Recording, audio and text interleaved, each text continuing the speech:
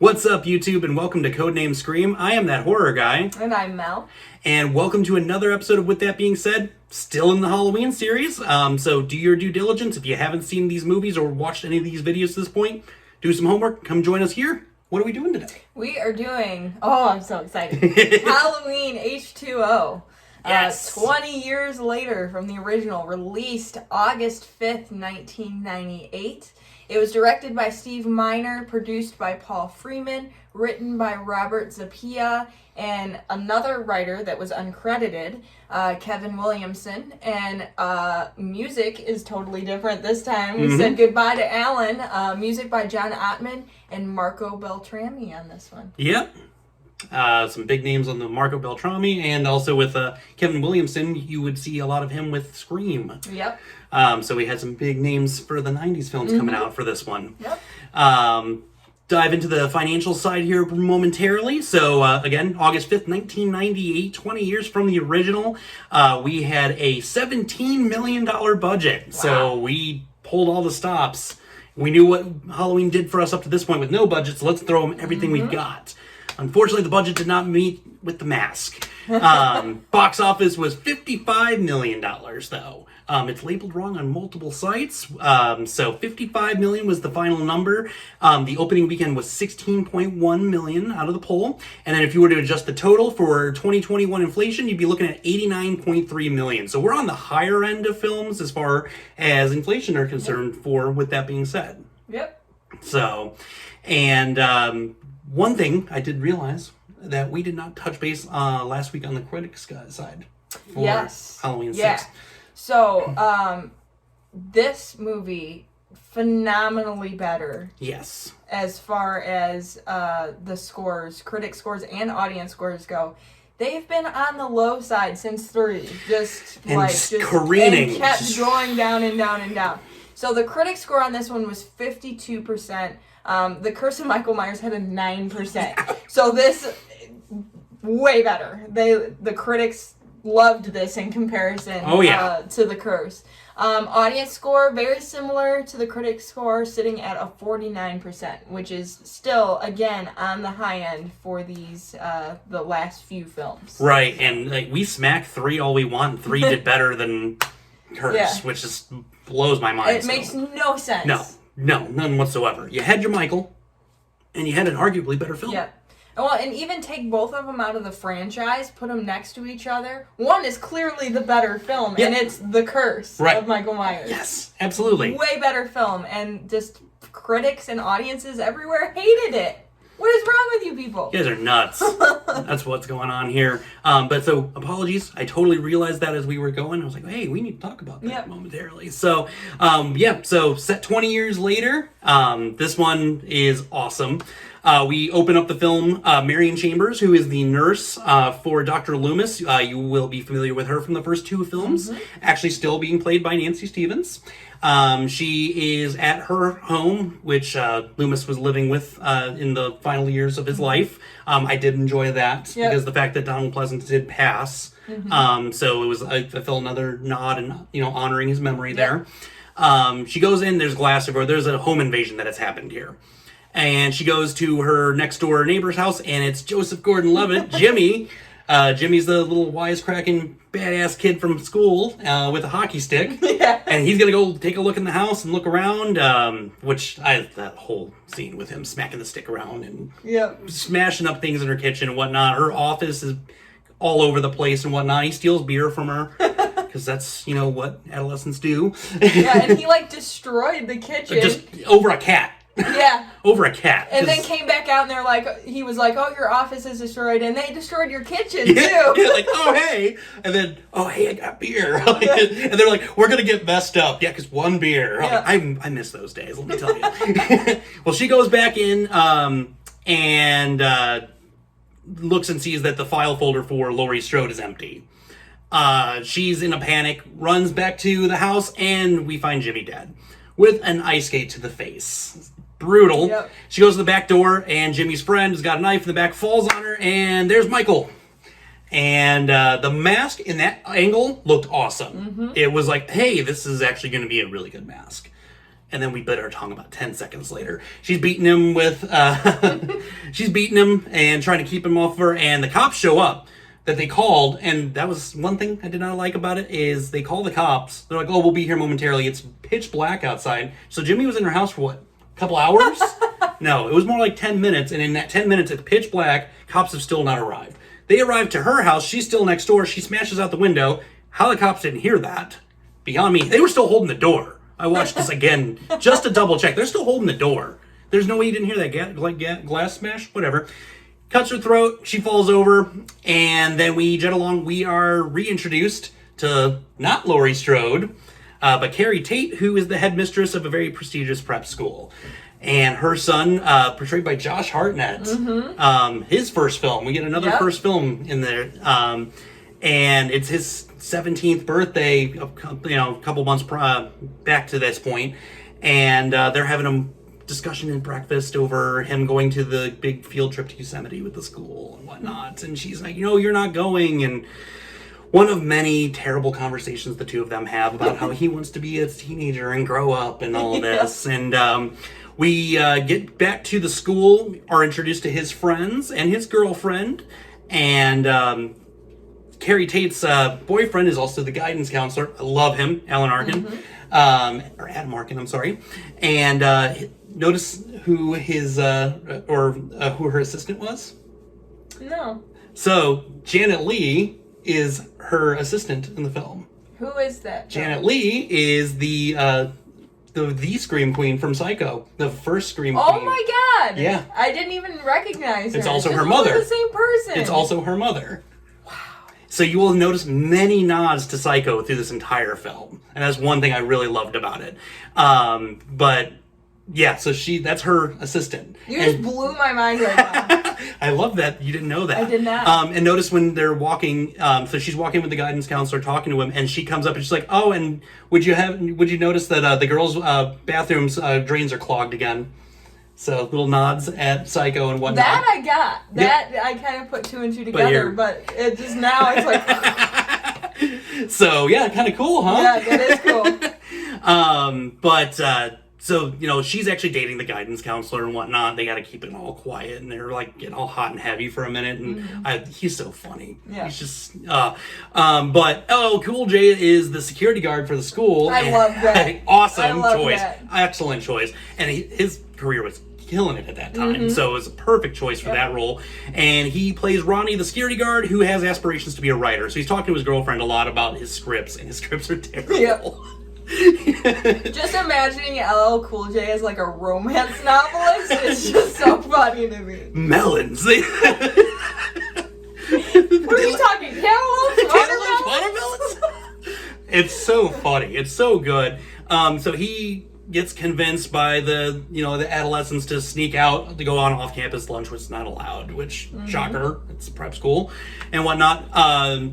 Meanwhile, Michael has found his way up to California where they're at, so he actually knows how to get from just Smith's Grove to Haddonfield. He can go from there to California. Can you imagine him just stopping at all the gas stations asking for directions? Like, this was before GPS. Yeah, there's no GPS. He didn't have a map. Like, it would be a little more believable if there was a map in the seat. But he ends up taking another vehicle at a rest stop from a mom and her daughter, leaving them with his crap car that he's now left behind, and her stuff is all strewn all over the place and whatnot.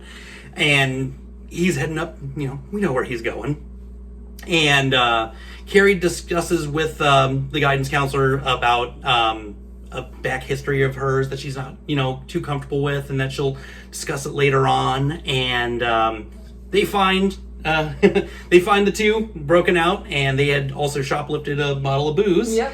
Because they're going to stay behind, because the whole school is going on this trip to Yosemite, and they're going to stay behind as the four of them and just do whatever they want, because they got the whole lay of the land. But they got to keep a couple of them behind, so the headmistress and the guidance counselor are going to stay behind and watch over all of them.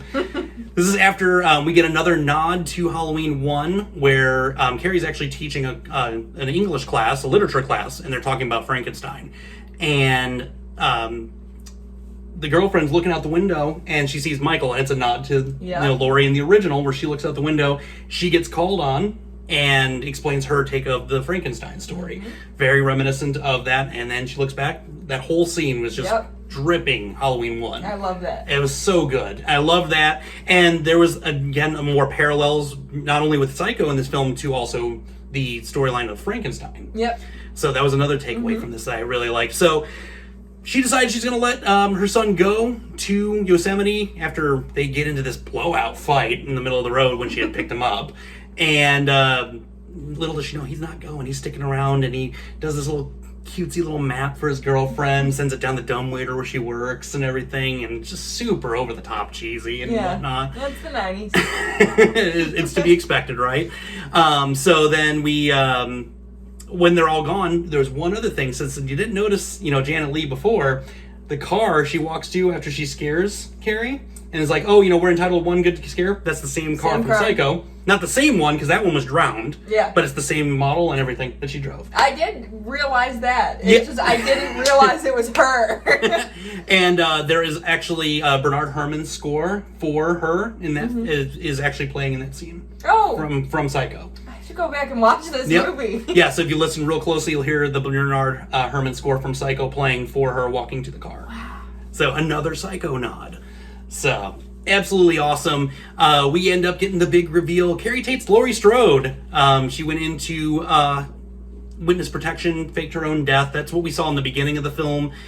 During the rolling credits, kind of got like a back history of 1 and 2 and the events that happened in between. Because this one was the first retcon of the series. We completely ignore everything from 2. From after 2, I should say. Yep. So it's 2, and then we jet right to H20. Thank God. Yeah. I could not imagine them trying to bring back the Thorn with Laurie Strode. It would have been a whole mess. Been a terrible, terrible mess. So she makes this big reveal, and Michael's now on site at this point, and ends up going, kills off 2 of the friends. One of them's trying to go get a corkscrew, gets an off-screen knife to the throat, gets sent down the dumbwaiter, and then his girlfriend gets the dumbwaiter to the legs. Yep. Because Michael cuts it with her in it, and that was brutal. That was nasty. Oh, it was so gross. And then he just stabs her repeatedly in the back. At this point, they're like, "What's going on?" We hear Creed. Creed making their wonderful 90s appearances in horror films. Not the best one, but it's there. And they go and they find her hanging by a light, and the light's through her chest and everything. It's brutal. Brutal kill. Brutal, and I wish we could have seen even more of that up to that point. And they get stuck between a gate and the door, and they're locked out, and they're trying to get out, and Michael gets a hold of the keys, and just in time comes Laurie, and then she comes face to face with it first time in 20 years. Yep. That scene would have been arguably even better if the mask didn't suck. We'll get into the mask. Oh, yeah, we're getting to the mask, because we're not letting that one slide. We're not letting that one slide whatsoever. And Ronnie ends up getting shot and by her boyfriend, and then he gets knifed through the back and picked up. Yep. Like, brutally straight. So he can pick him up with a knife, but when he's going after Laurie and he stabs through the little drawer she had, he can't get this drawer off the knife. Yeah, no, he was stuck. He was shaking it around. But meanwhile, I can lift a man about my size with a knife and not bend the knife, no nothing. And Laurie ends up getting the kids out of the school, and she's going looking for Michael. He pops up from the ceiling. I love that. That was awesome. It lowers himself. Yeah, it just comes down slowly, and I was like, oh man. Again, if the mask didn't suck, this would be even better. Yep. They get into an all-out fight. I love the one scene where she's got the closet, and she comes up and she's like, "Oh shit!" Yeah, Loved that. She ends up stabbing him repeatedly. He falls off the balcony. Did not have any blood on that knife though, or her. So very clean kill. How did that happen? She goes to go and stab him again, and Ronnie's alive. Did not die, just grazed him. And they're at the end, and police everywhere and whatnot, and body bags getting zipped up. Well, Laurie decides to grab a gun off a cop, take it, and just load him up in the van. She knows he's not dead. Yep. Drives away, flies away with this correctional vehicle. And, what do you know? Michael's still alive. And she ends up slamming on the brakes. He flies through the window.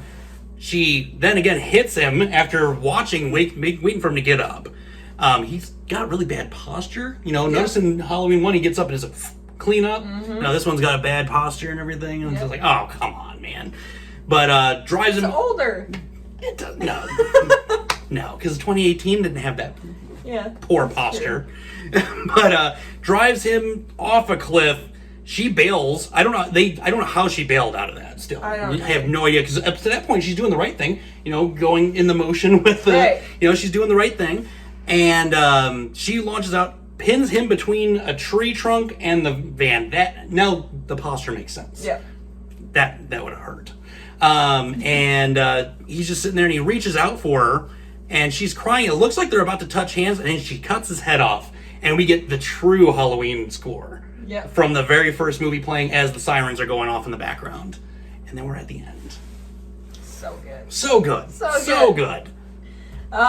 Let's talk about the mask for a second. Oh my Lord. So this is the thing that blows my mind. I always like to look for some fun things, just that you might have not known. Well, they got really far into filming and they realized the original mask that they had for this movie sucked. Yeah. So first of all, if you realize your mask sucks, make a better one. Yeah, don't CGI the mask, first off. Right. Well, so they did that for part of it, and then, so the original mask they called the Casper mask because it was so pale and featureless. And then, so they spent $3 million on reshooting part of this movie because, like, some of the far away shots, they left the Casper mask, like, when you couldn't tell. Yeah. Then they reshot everything else, but there were some things they couldn't reshoot due to, like scheduling or the availability of the location. So they used a digital animated mask. We caught it. And, yeah, we know. It's bad. Yeah. Yeah. It's progressively darker. Yes. In tone. Yeah. You can see his eyes pretty good. And then if you look at like some of the far away shots, that mask is white. Oh yeah. Like Casper ghostly white. Oh yeah. And then when some of the digital stuff, it's just like it doesn't look like that. But like from far away sometimes it looks like he's glowing. Well, and then we didn't like it because it was pale and emotionless. That was the whole gimmick of Halloween 1, was a pale, emotionless face. Really, at the end of the day, they could have found another Shatner mask. How hard is that really? Like, find it and just redo it. Especially, like, because in the 90s, like, some of the special effects and, like, masks and things in movies were getting so good. Like, so much better. And this is what they come up with. Yep. And they could have easily gotten one of these big, like, studios or something to make a replica of the first mask, and that would have been awesome, being that it was the 20-year anniversary. Right. Getting that original mask back, and then we got this. Yeah, we got this terrible thing. And they could have easily gotten the first, like, similar to the first mask, because there was no context of how he got this mask. Right. So it wouldn't have been that weird or far removed to go back to the original mask. Oh, yeah. And it would have made sense. Yeah, we could have gotten a play like on the zombie one where it was buried in the, the floorboards of the house. We could have gotten something to that effect even, but... Yeah. Nothing. Because he was already stopping off, knocking off the nurse real quick. Hey, let me stop home, grab my mask real fast, That would have been, what would have been a cool storyline? Because the nurse had all the files on Laurie Strode. It would have been cool if the mask would have been at her house. Oh, yeah, absolutely. If she had the mask and the knife. Yeah. That would have been so cool. Or even if they went with the original mask and it was burned. Like, that would have been cool. Yeah, from 2, there would be burn marks. Right. And would have been a lot more reminiscent of the Halloween 2 that Zombie gave us, where we have, the battle-ravaged mask, if you would. And instead we got Michael Myers looking like a whole thumb. The friendly slaughter. he looked like a thumb. Yeah. He really did. It's terrible. Like a pale thumb. That was the biggest takeaway from this whole movie, is how awful the mask was. Yeah. Like, we had some pretty bad ones to this point, but this one took the cake. It definitely did. Yeah, this one beat out 4, and 4 was really bad to that point. So, any other fun you got lined up? Yeah, sure. I got a few things. So similar to the last one, this was originally also going to be straight to video, which so glad it wasn't. And the working title of it was Halloween, Two Faces of Evil. Yep. And the reason being is because originally the script was going to take place at an all-girls prep school, and there was going to be a copycat killer who was going to eventually lead them to Michael, which I thought was kind of a cool story. That would have been awesome. And Charlie was going to to be the original copycat killer. That would have been so fitting. It would have been so fitting for Charlie. So yeah, that was kind of cool. Oh, That's yeah. another. We're adding to the list of movies we want to see. Yeah. And that would be on the list. Give us some funding. We'll give you those movies. Yeah, yeah. But when Jamie Lee Curtis got involved, that's when they dropped that whole storyline and wanted to kind of go back Right. to the origin of it. The other really cool fact that I found about this, the voice in the opening credits obviously was supposed to be Loomis. Yep. But Donald Pleasance had passed at this point, so whose voice is that? Do you know? It's SpongeBob. The voice of SpongeBob, Tom Kenny. Yep. That was him doing his best Donald Pleasance impression, Which was wasn't pretty good. bad. It was really pretty good. And like they even said they didn't want to use the monologue. Right. From 78, which I think they should have personally. This was good and was, a fresh take, and I appreciated that, but I would have actually preferred the monologue. What would have been cool, though, is if they put the monologue in there somewhere. Like, even the ending credits, instead of playing a song, playing that. But then you're taking away from Creed. Oh, God forbid. And we cannot deny that Creed was like the pinnacle of horror movie rock band It was. in the 90s. With Scream 3 giving us What If. That song was awesome. And that's why I was going to say, they had a Creed song. This one sucked in comparison. That's not a very big, list of good Creed songs. But, this one was terrible choice. And they got the music video for it and everything, but you can't take away from Scott Stapp. Yeah, no, well. And those royalty checks stopped coming a long time ago. It's true. But I don't know. It was fitting, I guess, for the time. For the time. Let's throw Creed in everything. And with Kevin Williamson being there momentarily, and he was real big about being the modern slasher guy. Sure. So I think it was fitting. Yeah. So I don't even think I have to ask, but what did you think of this movie? I hated it. No, this one is awesome. So this last video I had said that Halloween 6 is my favorite sequel. This one reigns in second place for it. This one is awesome. There were so many nods to the original. There were so many just little the parallels between Psycho and Frankenstein that I absolutely loved. There was just so much nostalgia with this film, and I remember when this came out. And this was a big deal. Yep. And it's just it's good. It's amazing. Minus the mask. Yeah. So. I think we can forgive The Mask. It was such a good movie that it's we can kind of turn a blind eye to that. A little bit there, and I'm assuming you loved it. I loved it. So this is definitely my favorite, other than it rivals 2, though. Okay. The original, of course, my favorite. But 2, up until this point, nothing up until this point even rivaled 2 for me. But this one, they're tied for second place. Yeah, this one is awesome. so good. And it's just the start of that 90s slasher films. It's just so nostalgic for me. Oh, yeah. I loved it. They're so good. And it was awesome. And one thing, I don't know if you even knew about this one, because, I sprung one on you earlier. Yeah. So the ending... Jamie Lee Curtis actually almost bailed off the project about 2 weeks prior to filming. Wow, I did not know that. And that was because she was not pleased with the fact that they were going into this knowing they were doing Resurrection. They went into it already ahead of time. Mustafa Akkad, being the businessman that he is, had a clause in the contract of the film that states that Michael cannot be killed. Wow. And so... knowing this, Kevin Williamson is the one that came up with this, the spin that we get in Resurrection. Yeah. With the paramedic. Oh, and it's a good one. And it's a good one. We're not going to go too far into that one because that's taken away from next week.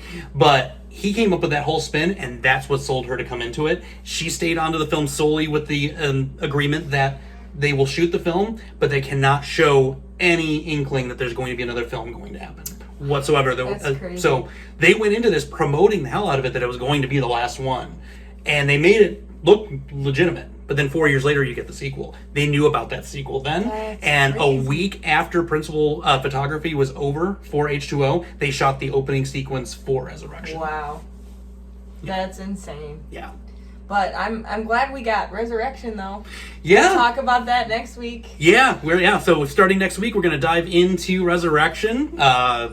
You either love or hate that one. It's like the Halloween 3 of the 2000s. Yeah. So, but before we go any further with that, what did you think of H2O at the end of the day?